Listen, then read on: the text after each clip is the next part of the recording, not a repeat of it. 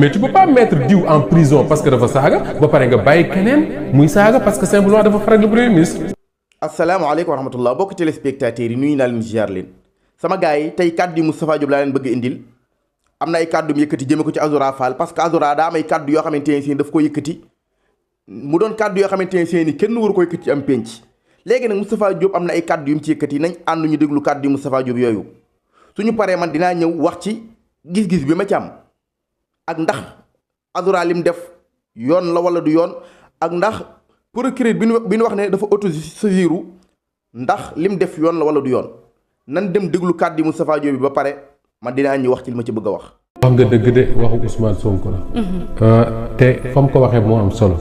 Assemblée nationale la ko waxee. devant les représentants du peuple.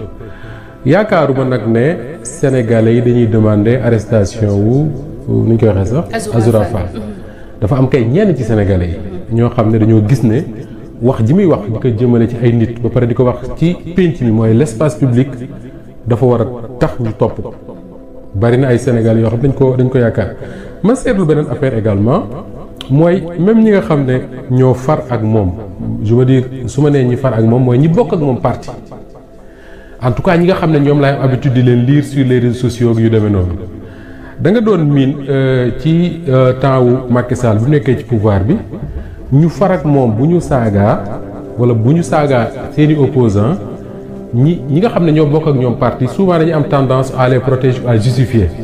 c'est vrai que parmi les gens de Pastef am na ñoo xam ne ils essaient de justifier li nga xam ne moom la Azoura def mais ñu bari boo seetloo Safiatou boo leen lii dañ naan Azoura dañ ko teg ci yoon. man nag ma jàpp ne loolu lu positif la le fait que ñi nga bokkal camp sax gis ne yow li ngay def nii dañ la war a jaarale ci yoon muy benn ñaareel ba yaa ko wax sànq mooy ay saaga. Sur l'espace public yàgg na fi am depuis peut-être même avant Macky Sall di ñu ci pouvoir mais dafa gën a takkarnaase quand le combat a débuté entre Macky Sall et le PASTEF bi PASTEF faloo également ñu yaakaar ne day wàññeekuwul am ñu continuer di wax yu ñàkkee kersa yu ñàkkee teggin même boo ko tuddewul saaga sax da nga naan wax ji waxuwul ci penc bi su ma nee penc bi nag mooy réseaux sociaux yi mooy télévision yi mooy rajo yi mooy fi nga xam ne daal boo fa waxee ñëpp dégg. ñu bari jàpp ne jaaduwul te dafa war a dakk ñu bari jàppoon également que ni justice daf ko yolomal trop ak ñi nga xam ne ñoom ñooy def loolu ba tax le premier ministre ci boppam Ousmane Sonko dem assemblée nationale wax ne léegi tolérance zéro ci wàllu injure publique ak yu demee noonu ba mu koy wax man dama jàpp ne waxu ko ndax boppam waxu ko ndax président de la république waxu ko ndax président assemblée waxu ko ndax ministre yi nga xam ne dañu incarner disons ay institutions dama jàpp ne daf ko wax pour tous les Sénégalais moo tax. Quand j'ai vu des gens dire que oui Azoura saagawul un président saagawul un premier ministre dafa saaga Macky Sall mi nga xam ne léegi citoyen la comme citoyen yëpp Macky Sall da ko war a porter plainte su ko porter plainte ñu topp ko mais procureur jarul mu autosaisir ma ne jàpp naa ne wax loolu njuumte la xam nga tax ma jàpp ne njuumte la Safiatou mooy su fekkoon de Azoura Fall mii ñuy wax dafa dajeek Macky Sall ci un espace privé wala feneen fu ma doon. mu dagg saaga jëmale ko ci Macky Sall su neexee Macky Sall mu fay su ko neexee mu porté ko nekk loolu seen problème mais su fekkee ne daf ko wax dans l'espace public mooy li ma la wax sànq muy télévision rajo réseaux sociaux et tout il a fait un live wax li muy wax à partir de cet instant là dama naan injure ci espace public bi la amee et comme dafa am ci espace public bi su ko Safiatou defee ñu jaar la ko ci yoon su ko Moustapha defee ñu jaar la ko ci yoon su ko keneen defee ñu jaar la ko ci yoon su ko ku tudd Azoura Fall defee dañ ko war a jaarale ci yoon man loolu laa gëm am na ñu ma gis ni ñu ne wéy vidéo bi sax est-ce que lu bees la est-ce que yàggul et cetera et cetera et cetera peu importe l'essentiel mooy li ci bees te loolu laa lire sànq ci suba mooy le procureur dañu wax ne il s'est autosaisi moo tax ma wax la ne man buñ ne ma fii ak ngoon wala suba jàpp nañ Azoura Fall ne ko nu ñu koy waxee sax ne ko kap tëj man du ma bett dama ne la fii ak ngoon wala fii ak suba buñ ne ma jàpp nañ Azoura Fall du ma bett pourquoi du ma bett parce que li ñuy bañal ay Sénégal yi nga xam ne c'est des ay doomu Sénégal la qui ont exactement les mêmes droits et les mêmes devoirs dans ce pays nga xam ne leur seule différence ak Azoura Fall c'est bon. waaw c'est bon daam lu may vérifier rek. man kay daf may perturber nag wax dëgg yàlla. waaw d'accord nga xam ne leur seule différence avec Azoura Fall mooy Azoura dafa farak Ousmane Sonko ñoom ñu contre Ousmane Sonko te contre Ousmane Sonko du délit farak Ousmane Sonko du ndam. Ce que je veux dire par là mooy su fekkee ne ku contre Ousmane Sonko revendiquer ko publiquement dafa wax ju ñàkke kersa wala ju ñàkke teggin wala ay saaga jëmale ci Ousmane Sonko ñu jaarale ko ci yoon keneen koo xam ne da nga farak moom wax ju ni mel dañ la war a jaarale ci yoon surtout soo ko waxee dans l'espace public man loolu laa gëm. beneen bi mooy gis nga kilifa soo àndeek moom doo ko wutal ay noon tey su fekkee ne da nga ànd ak Ousmane Sonko ne mooy sa leader ñëpp xam la ak moom ngay ànd ak moom fu muy dem ànd ak yow yaa war a nekk le premier à éviter di saaga leaderu jàmbur parce que boo saagaa leaderu jàmbur boobu dina jël saaga jëmale ko sa leader te doo ko mënal dara parce que loo ci mënti dégg sa feetu Macky Sall lu ñu ko sikk lu ñu ko waxal ak lu mën def ci réew mi y a des Sénégalais yoo xam ne mooy seen leader. ni ñoom Azoura Fall gëmee Ousmane Sonko noonu la ñu gëmee Macky Sall donc soo bëggee ñoom ñu jox cër Ousmane Sonko bañ koo saaga ngalawaay bul saaga seen leader mais boo daggee saagam ndey jëme ko seen leader mais seen leader ñooñu noonu même man am nañ droit dagg saaga jëme ko seen leader su boobaa buñ leen toppee dañ la war a topp parce que leaderu jàmbur du tuuti. li ñuy wax naan sëriñ bul xeebal kenn ab sëriñam bul xeebal kenn ab bësam mais de la même manière bul xeebal kenn leaderam ci wàllu politique. muy benn li ma ci bëggoon a terminer très rapidement mooy dans tout ça man dama jàpp ne suñu arrêté nu ñu koy waxee Azoura Fall wala buñ ko bañee arrêté en tout cas li mu wax ba ñu bari di ko dénoncer bañ ñenn ñi naan nañ ko arrêté comme ni nga ko waxee sànq en tout cas je dis pas nañ ko arrêté mais nañ ko jaarale ci yoon man dama ne su ko dee wax ci espace public bi su mettee nit ñi à ce point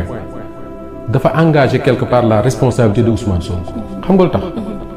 Ablaye Wade dafa doon wax ne y a des gens yoo xam ne tu gagnes avec eux mais tu gouvernes pas ak ñoom je dis pas que Ousmane Sonko day gouverner Azoura pas du tout loin de là mais li ma intéressé ci wax Ablaye Wade mooy am na ñoo xam ne c'est de bons militants ñoo xam ne su wax jotee ñu waxal su xeex jotee ñu xeexal la c'est de bons militants et Azoura Fall c'est un bon militant Baye Fallu Ousmane Sonko la man je respecte le combat bi nga xam ne moom la mëne ba dem kaso ndax Ousmane Sonko mais à partir du moment où Ousmane Sonko dafa nekk premier ministre du Sénégal nekk une institution de cette république mënoo def différence entre Ousmane Sonko président ou Pastef Ousmane Sonko premier ministre boo gisee kenn ki la man dama jàpp ne à partir de cet instant là ku mel ne Azoura Fall nga xam ne ñëpp xam nañ sa façon de dire les choses cette façon crue de dire les choses da ngay toog benn mois boo xam ne soo nekkee premier ministre da nga koy woo nga ne ko am na yoo xam ne mënatul nekk un premier ministre am na ñoo xam ne kenn du leen gis ci wetam j'assume ce que je suis en train de dire un premier ministre dafa am ñoo xam ne kenn waru leen a gis ci wetam wala boog su waree gisee ak ñoom na gisee ak ñoom ci permanence su parti wala ci ses appartements privés comme on dit wax ak ñoom li ñuy wax ak ñoom mais su fekkee da nga nekk premier ministre du Sénégal booy génn am ñoo xam ne dañuy ànd ak yow ñii di filmer ñii di photo ñii di nangam ak nangam y a pas de souci mais su fekkee ne ñooñu mënuñu am ce qu'on appelle de la tenue et de la retenue parce que la République aussi c'est de la tenue et de la retenue il y a des choses yoo xam ne dès que tu es au pouvoir tu n'as plus le droit de le dire. Tout à fait. Il y a des comportements yoo xam ne dès que tu es au pouvoir tu n'as plus le droit de le dire man je donne un exemple man je n'incarne absolument aucun pouvoir si ce n'est liñ ma jagleel fii ci Walfadjri ma koy liggéey mais tey su ma nekkoon au cœur du pouvoir il y a des choses que j'avais le droit de dire publiquement ak ma manière de le dire du ma amati droit def ko parce que encore une fois ma waxaat ko être au service de la République c'est avoir d'abord de la tenue et de la retenue et malheureusement j'ai l'impression que ni Azoura on l'a pas aidé mooy dès que ñu jël le pouvoir moom ñoom waa Pastef ñoo waroon a def li ñuy woowee d'ailleurs li ñuy woowee un ndëpp c'est-à-dire toog waxtaan seen biir ne écoutez on a gagné d'accord mais léegi on n'appartient plus au Pastef on appartient au Sénégal le premier ministre qui est là devant nous c'est le chef de notre parti mais c'est le premier ministre de tous les Sénégalais le président de la République qui est là devant moi c'est un militant de notre parti au même degré que tous les autres militants mais il est le président de la République du Sénégal il y a des choses yoo xam ne amatuñ droit di ko wax il y a même foo xam ne bu fa taxawee amuñu droit di ko jege et yooyu dafa jar il faut avoir le courage d'en parler pour que les gens évacuent ko parce que li bon dans tout ça mooy Azoura su nekkul woon suñ ko doon gis tout le temps avec le premier ministre muy wax ak premier ministre et tout mën na saaga sax les gens romb ko dem mais ñu bari tey bu ñu gisee mu saaga li leen intéressé c'est pas nañu rendre justice de mais il se dit simplement waaw parce que Ousmane dafa jege Ousmane Sonko donc finalement son image dañ koy coller à l'image du premier ministre et man je suis encore une fois au regret de le dire il y a des choses à éviter surtout bu ñu demee ba nekk di comme nu ñu koy waxee sax di incarner une république parce que tey mu neex sénégalais yi mu naqari leen ñi far ak ñoom ak ñi leen contre ñëpp c'est le Pastef qui est le parti au pouvoir. Tout à fait. Et le parti au pouvoir sañul lépp. sañul lépp. Il y a des choses à ne pas faire. Tout à fait xam nga sànq li nga wax dafa am solo muy avoir de la tenue et de la retenue c'est important mais sànq li ma doon vérifier mooy bi ñuy wax arrestation bi ñuy wax tout à l'heure dafa sànq dama déggu ne Azoura Fall je crois que arrêté nañ ko moo tax tout à l'heure quand bi nga naan moo tax c'était ce que j'étais en train de vérifier. mën na nekk maintenant je ne suis pas au courant ba may dugg fii. voilà maintenant j'étais juste en train de vérifier. Maintenant autre chose mooy ma daaneel foofu noonu rek mooy li nga wax ci Ousmane Sonko ak Azoura Fall c'est important mais ñoom tamit ñoo ko mën a dimbali en quoi c'est-à-dire yow sa leader bu fekkee ne lii lay aaye yow bu ko def. merci beaucoup waaw merci parce que mënoo digle sangaay ba pare te yow doo sang. merci beaucoup ça fait tu as réglé le problème. c'est ça c'est-à-dire que njiit dañ koy dimbali. c'est ça tey soo nee le premier ministre ñoo bokk parti ñoo daan ànd ak moom di xeex di yendu këram di naan sombi nangam ak nangam. Le président de la République noonu à partir du moment où ñu nekk di incarner institution yow yaa leen di dimbali su ñëpp soxlaa yow nga war a nangu ñàkk. je veux dire tey Ousmane Sonko Sénégalais yi bëri ko bëgg a gis mais les gens de son parti pour l'aider ñoom ñoo war a accepter que d'autres Sénégalais puissent le rencontrer discuter ak moom de l'intérêt du pays. De la même manière le président de la République de la même manière tey tu te dis man lépp loo xam ne sama leader da koy bañ. duma ko wax ci penc bi pourquoi parce que su ma ko waxee après dama koy teg gêne ndax tey imaginer lu woon tey ñu ne procureur de yónnee ne nañ jàpp Azoura Fall ñu ne non finalement jàppuñu ko ñu ne pourquoi ñu ne on ne sait pas les gens qu'est-ce qu'ils vont penser dañ naan Ousmane Sonko et ça li nga wax sa fiatu merci de le dire comme ça sa njiit yaa koy dimbale am na sax sëriñ yoo xam dañ koy wax naan taalibe yi dañuy dimbale seen sëriñ yi par exemple li nga xam ne yow bëggoo nu ñu koy waxee sax sa sëriñ bii nga xam ne moom day woote lu baax di woote jaamu yàlla di woote ci ak njub di bëgg lu kii yow da nga war a rus ñu fekk la ci naan taalibe diw dañ ko fekk muy def nangam est-ce que yaa ngi di wax taalibe diw dañ ko fekk muy def nangam de la même manière da nga war a rus yow Ousmane Sonko taxaw assemblée nationale ne dootuñu fi nangu kenn di saaga ay nit sur l'espace public yow yaa war a nekk le premier à dire man de kenn du ma dégg ma saaga nit sur l'espace public. soo ko daan def nga ne bàyyi naa ko bés na ki tey jël ci résolution yu ferme je le dis parce que j'ai lu quelque part ñu ne la vidéo dont il est question xaw na yàgg je n'en sais rien j'ai pas vérifié ba xam yàgg na am déet mais li ma bëgg a wax rek mooy su fekkee ne dañuy bañ ku saaga Ousmane Sonko ak Bassirou Diomaye Faye ak ñeneen ñu mel na ñoom sur l'espace public yow su fekkee da nga bokk ci parti boo xam ne Ousmane Sonko ko jiite yow da nga war a ne man aussi du ma saaga leaderu keneen sur l'espace public parce que boo saagaa leaderu keneen sur l'espace public mais kooku am na droit saaga sa leader. parce que quoi qu'on puisse dire également militant bu nekk moom mooy ambassadeur lii di parti. mais bien sûr. waaw bu nekk yaay sa ambassadeur du parti et que comme on dit bu dee jigéen ñu ne la doom ju jigéen jàngaaniwul ndey jaay yor royuwaay ba. maintenant c'est tout simple. wolof nee na bay sa weewu tànk. effectivement li nga xam ne moom la Ousmane Sonko wax ci assemblée nationale te man ma jàpp ne da koo gëm man dama jàpp ne dafa gëm ne ku fay saaga dans l'espace public dana jaar ci yoon. il parlait avec conviction. beneen bi fii ci grand théâtre bii la taxaw esplanade grand théâtre moom Ousmane Sonko mu ne le premier ministre daf ne ma le ministre de la justice daf ne ko am na benn xale bu ñu jàpp xawma bu wax xawma lan daal ci sa parti la bokk Ousmane Sonko ne ma ne ko defal sa liggéey mooy jaarale leen ko fi ngeen di jaarale ñëpp. mais yooyu mais bien sûr yooyu waroon na alerter tous les gens yi nga xam ne dañuy wax au nom du PASTEF nga xam ne ces militants là muy surtout ñi nga xam dañuy def ay live ak tout parce que ñoom ñooy nekk parfois en danger duñ ko xam. tey am na yoo xam ne sax dañu war a éviter ñoom seen bopp buñ leen provoquer ñu éviter di répondre à la provocation parce que après c'est l'image de leur leader moom la ñuy yóbbaale surtout que ñoom dañoo am leader boo xam ne man loolu dama ci xam dara nag dañu am leader boo xam ne ñoom waa Pastef dara gënalu ko ses propres militants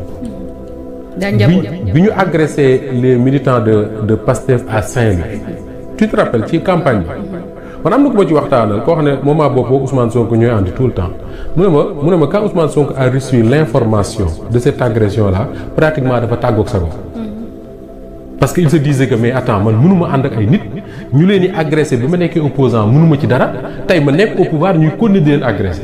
quelqu'un qui a cette relation là avec ses militants li nga wax Safiatou mooy dëgg ses militants ñoom ñoo koy aider maanaam lépp loo xam ne moom da koy bañ ci penc bi ñoom ñu bañ koo def su ko keneen defee ñu mën koo jaar la ci yoon mais tu peux pas mettre diw en prison parce que dafa saaga ba pare nga bàyyi keneen muy saaga parce que simplement dafa faral le premier ministre c'est ça que je suis en train de dire.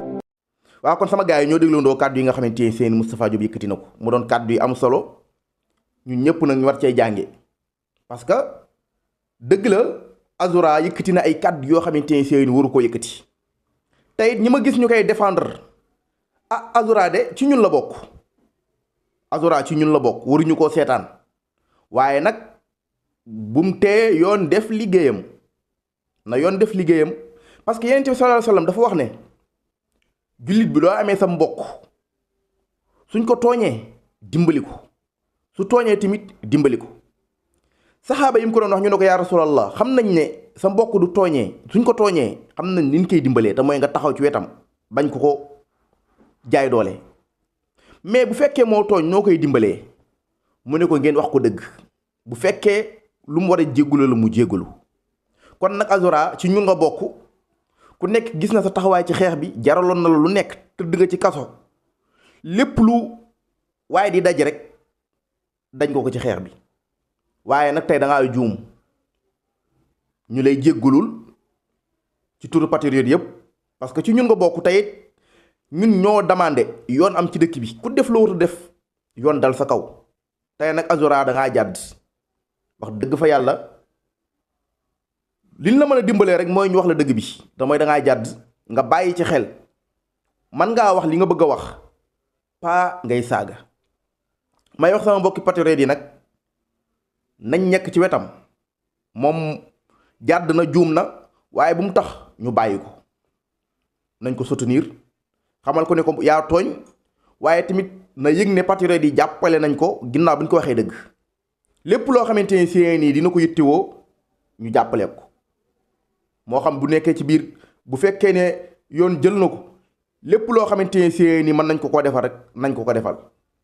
waaw mais nag bu du tee yoon def liggéeyam parce que ñun ñoo demandé loolu réew mi dañoo bëgg mu doon réew moo xamante ne si nii ñëpp a ciy bokk yam muy man muy keneen parce que ëllëg mën naa doon man mais daal ku def loo wërta def yoon na def liggéeyam mais nag dañuy faral di gis defe naa ni looloo waraloon premier ministre yi rikkatoon ay kàddu yu xaw a tàng fële ci Assemblée nationale ay nit dañuy wax loo xamante ne seeni ndaga sudul noonu la egg ñu àtt leen bàyyi leen kon nag tey jii nii tamit nañ bàyyi xel ci loolu tey ji Azoura nee nañ procureur autosaisiru na kon mën naa am balaa yàgg yoon dina ko teg loxo mais du tee nañ ci jàpp beneen yoon kun gis nga wax suñu njiit Ousmane Sonko wala Jomaay kàddu yoo xamante ne seeni tegg ne wut yoon bëgg laa bàyyi nañ ci teg suñ bakkan yoon du la bàyyi parce que kat plateau télé yépp ngi toj ci Azoura na yoon def liggéeyam yoon dina def liggéeyam waaye na ngeen fexe ba beneen yoon ku yëkkati kàddu yu ñagas teg ko ci premier ministre bu kenn toog ci plateau télé di ko défendre ñun moom duñ défendre ku bokk ci ñun da tooñ